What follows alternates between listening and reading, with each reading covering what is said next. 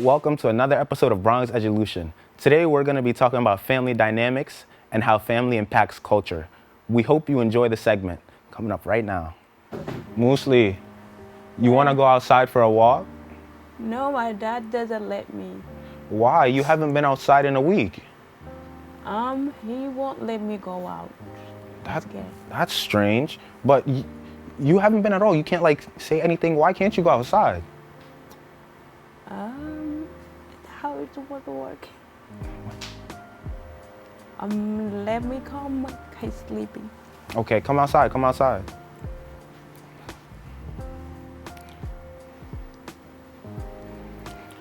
How about we take a walk for a bit? Okay, we better hurry. He's about to wake up. Okay. Let's go.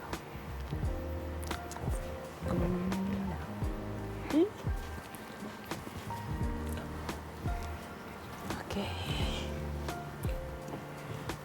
Why doesn't your dad let you go outside? He let me go sometimes, but he's scared because of the deportations. But you have your papers, so you should be fine. Yeah, but I'm not even going to school now. You're not even going to school? He's just scared, yeah. He's just scared. Why? Something might happen to you? Yeah, he's thinking about the deportations. Like, they're deporting almost everybody. But I feel like you shouldn't apply to that because you're a legal citizen. You have your papers. You should. Yeah. Besides, we're just going on a walk. It's nothing wild. Okay, but he's kind of strict. You know, we're Africans and we don't usually go a lot. You guys don't. Yeah. Okay. That's why.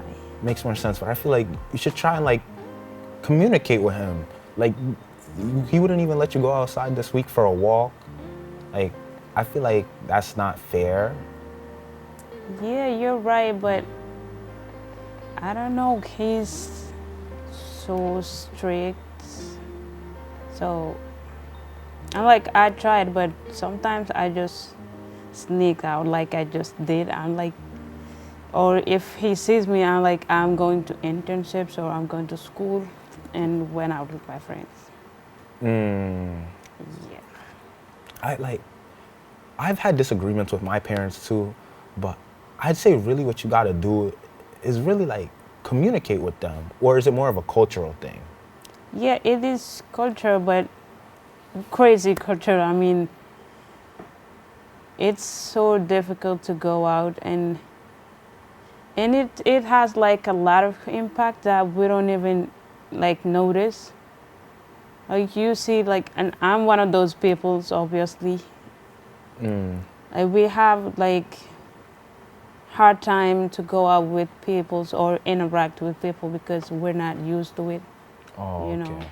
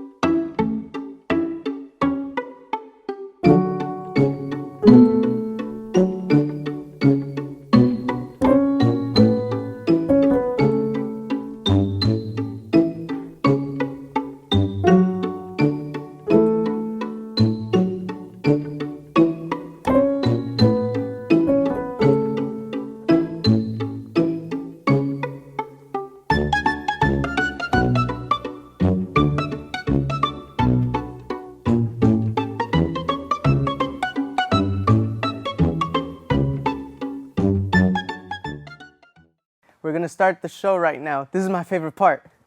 Ready in 5, 4, 3, 2. Hey, this is Angel, and I am one of the instructors for the in-studio production. Here at BronxNet, we offer classes that can help you elevate, expand, and start your television career. All you have to do is sign up at bronxnet.org/education. For the past 7 years, I have been in various productions, spanning from talk shows, independent films, news reports, art displays, teachings, musical performances, and many more. Ain't that right, Angel? Yeah, you're absolutely right, Angel. There are a lot of creative individuals that we're just waiting to sign up for the class. And if I may, can I also express thank you, Angel. That's all the time we have left. Visit bronxnet.org/education and become a producer by taking the course. The class I offer is also in English, en español y también bilingüe. Nos vemos en la próxima clase.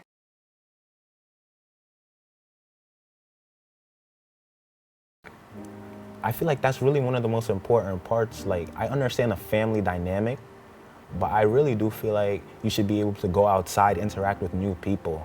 That's something that would be really good for you. Yeah, that sounds fun, but You gotta I don't know how convince I'm your gonna dad. You gotta maybe I'll convince your just dad. continue this sneaking out. But that's not smart. You shouldn't be doing that. Yeah, it's not. This is the perfect chance for you to like sit down, talk with him, like have that bit of communication, tell him, oh, like I'm getting older, you gotta let me have a little bit more freedom now here and there. I feel like that's the best thing you could do. Yeah, I guess. I mean, I'll try Like, again.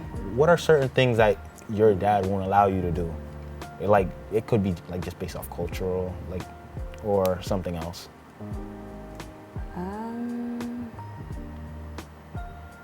A lot of things. Because it's like beside the culture, he's like trusting people, like, Trusting people. yeah. He we doesn't have trust hard everybody? time- No. He doesn't trust everybody, so, yeah. If he doesn't trust everybody, I feel like that shouldn't stop you from going outside and still going outside with your friends. Right, because it's like, it's just repeating the Repeating the cycle. Yes, exactly. Yeah, that's smart. Like I usually have that problem too. Like I have hard time trusting people. I'm like, oh, I don't really want to make friends. You gotta be able to make friends though, because if you can't trust anybody, then how you ever meet new people that could show you a different perspective on something that you might not even know? Yeah, you're just living a boring life. Yeah, most definitely. But like, is it different between your siblings? Like, in which way? Is it like different? Oh, he might let one sibling do this, but he won't let you do a certain thing. It is. It is? Yeah, it's like I'm the middle child, so like the oldest would always like. They kind of more have more freedom? More freedom, and the youngest, but the middle ones. You're kind of stuck in between. Yes. I get that. Yeah. It's like you could barely go anywhere, but the times you do go anywhere, you're expected to be back at the house at a certain time. Yes. Exactly. I feel like you should still be able to. You could reach a compromise. You could reach a compromise. You should be able to. Like, if you want to go to school, it's better, or just like go out somewhere after school with your friends. I genuinely think that it's better if you tell them instead of sneaking out or being, oh, I'm gonna go to internship, because that, if he finds out, he's gonna be more angry than you, and instead of even letting you go out, he would expect you to be home right after school no matter what. So I'm saying it's better if you don't lie to him about it, because if you lie to him about it, that's not gonna get you anywhere. Yeah, you're right. Yeah. But what are some traditions that you want to pass along to your kids? I mean, like teaching them to, like, not the way I'm being raised. Like staying out inside, not going out. Like, You want to I don't want to do that to them. Yeah. You I want to wanna give them that little like, grasp of freedom? yes, more freedom, but It's still a not too much freedom. Right, if that makes sense. And like teaching them to be open, more open to people that they don't know, you know. We're going to take a quick break. We're going to come back after this. What's up, creative family? Discover your voice with BronxNet Community Media classes. Are you ready to bring your ideas to life? At BronxNet, we offer television production classes for community members ages 18 and over, empowering you to share your vision with the world. Get certified in field production, in-studio production, and our new exciting addition, podcast production. Once certified, you can create your own show to air on one of our 6 TV channels. It all starts with our free Unleash Your Ideas Masterclass, designed to help you plan your show idea and set you up for success on your production journey. This class is offered at the beginning of each month for your convenience. Our dedicated BronxNet team is here to support, encourage, and uplift you every step of the way. Join us and become a part of the creative force that engages and inspires the Bronx community and beyond. Sign up today and start your media journey with BronxNet. Visit bronxnet.org/education to learn more and register. Let's create something amazing together.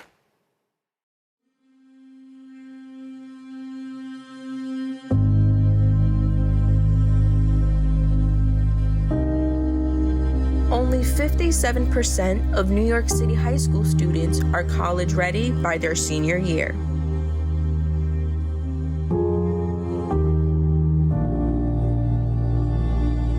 .55% of high school graduates either have no plans to attend college or are uncertain that they will ever attend.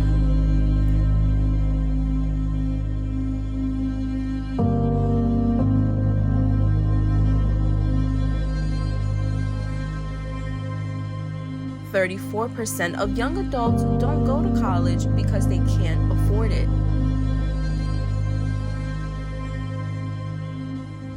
Discover what's possible. BronxNet's education programs, internships, and opportunities help engage and inspire Bronx youth and beyond to pursue their passions. Be a part of the BronxNet family. Whether you're interested in our shows, joining a class, or donating to support our mission, visit bronxnet.org to learn more.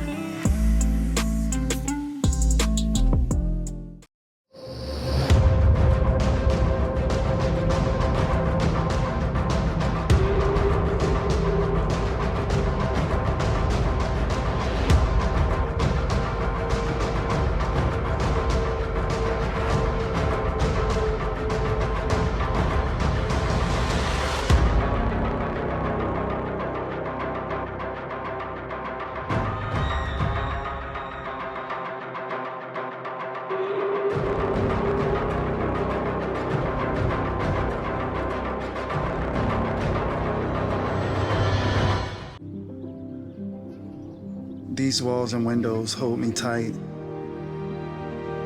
The warm embrace we all call home. This little street is a land of liberty of its own, where I always have a place to go. I'm free to call this place my own.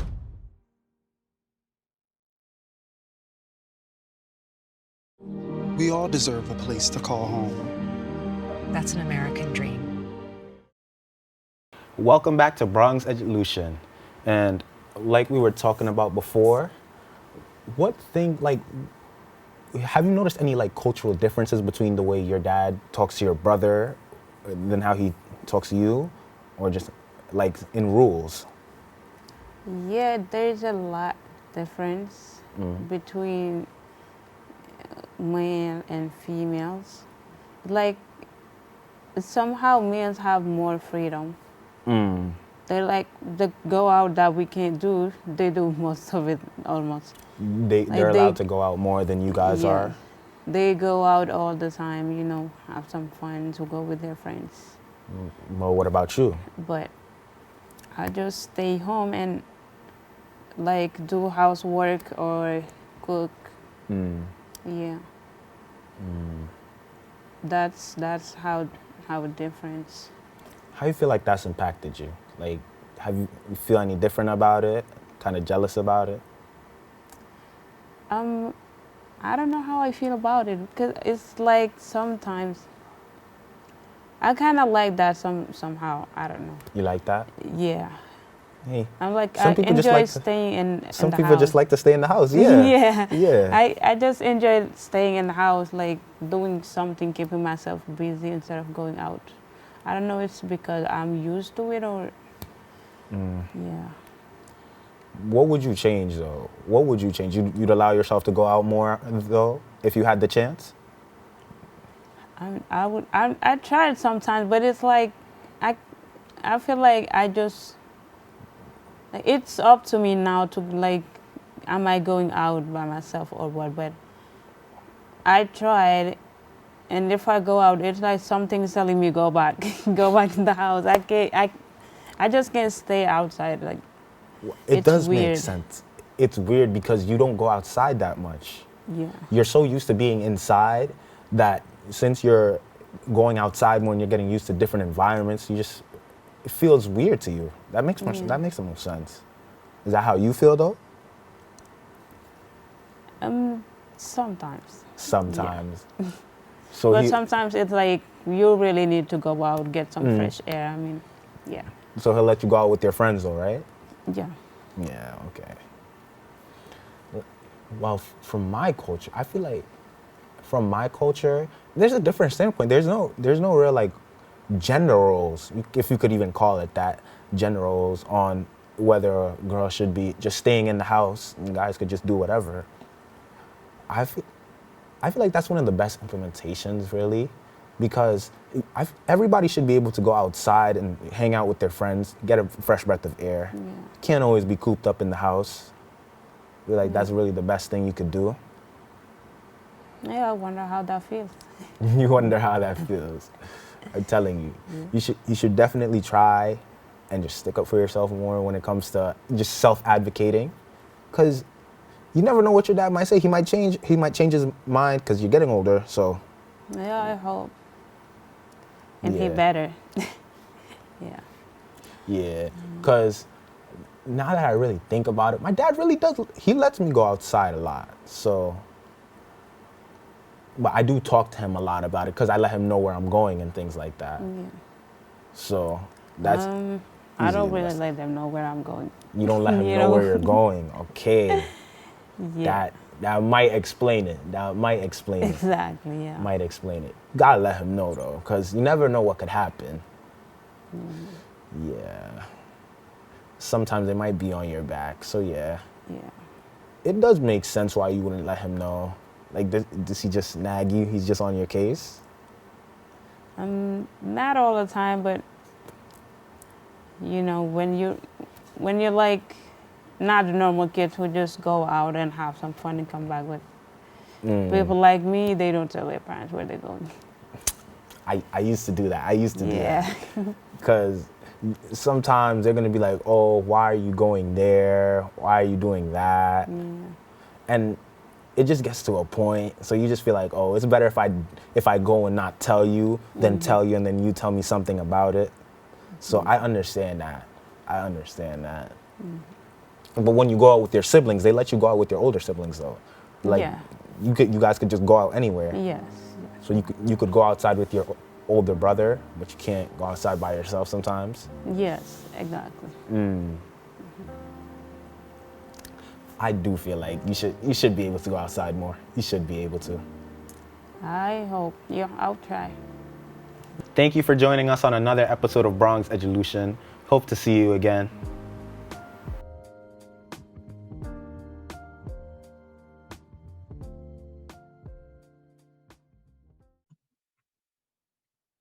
Hello, friends. So happy you joined in today to learn just a little bit about Native Americans and what they did in their free time when they weren't building their homes, hunting for food, tending to their fruits and vegetables, making clothes, and preparing for the winter months. We know they didn't have television and video games. So what did they do?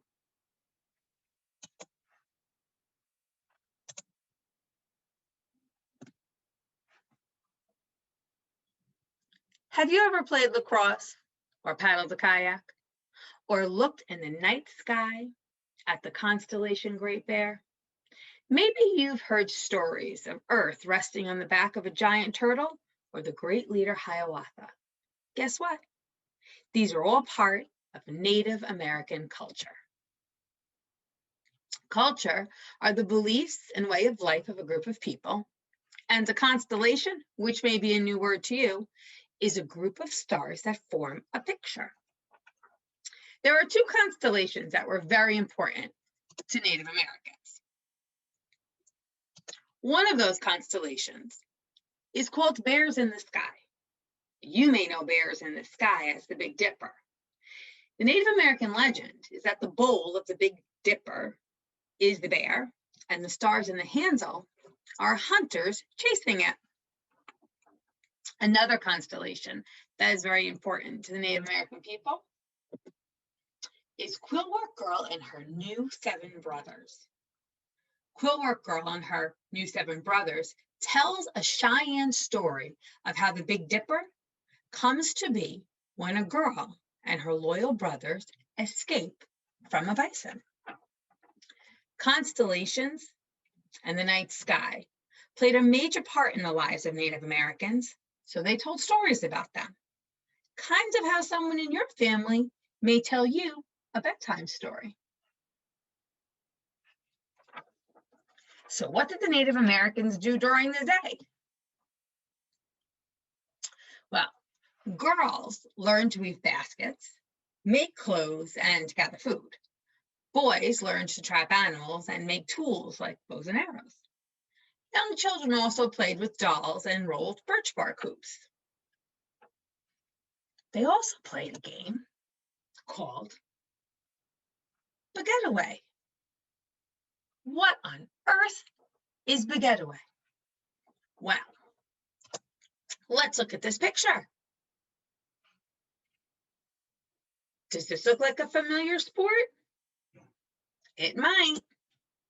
Lacrosse, known to the Iroquois as Baguette-away, is a 500-year-old sport.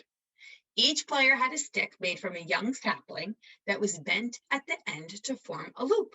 When some French people saw the stick, it reminded them of a cross, and they named it lacrosse. Lacrosse was played by as many as 100 or even 1,000 men on fields that stretched for miles between villages. A game could last for days. Can you imagine playing a game for days? I can't, but this is how some Native Americans spent their time. Now, maybe after a long game of Baguette-away, Native American families would gather at their longhouse to play and listen to some music. The Iroquois would play turtle shell rattles. Rattles were made from animal skin, wood, gourds, and shells. The Iroquois played turtle shell rattles by beating them on the edges of longhouse benches. You know, you can make your own Iroquois turtle shell rattle with things you probably have around your house. The first thing you can do is research and investigate different turtle shell patterns on the internet. Find one you like for your project. Ask an adult to supervise, which means to watch over you while you're on the internet. You'll need a small brown paper bag, some crayons, beans or pebbles, a stick, some tape, twine or string, glue, feathers, beads, and ribbon. And what you're going to do is you're going to take that paper bag and your crayons, and you're going to color and add turtle shell patterns to it.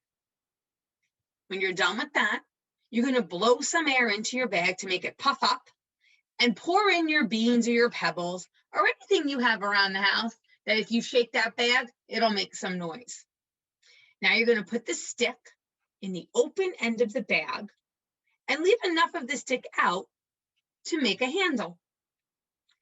Secure the end of the bag and the stick handle with some tape. You might have to wrap it around a few times. And then you wrap twine or string around the tape. Glue some feathers, beads, and ribbons to the string. The ribbon represents horsehair. So wrap the ribbon around the top of the handle, and now your instrument ready to play. Take a picture of your turtle shell rattle and share it with your classmates. Maybe during your next remote learning session, you can even show it to your classmates and your teacher and play them a little tune. Well, friends, I'm off to make my own turtle shell rattle. But if you're interested in learning more about Native American cultures, Explore Native American Cultures is a great book. And there's lots and lots of craft projects for you to do there, as well as making your turtle shell rattle. Have a great day.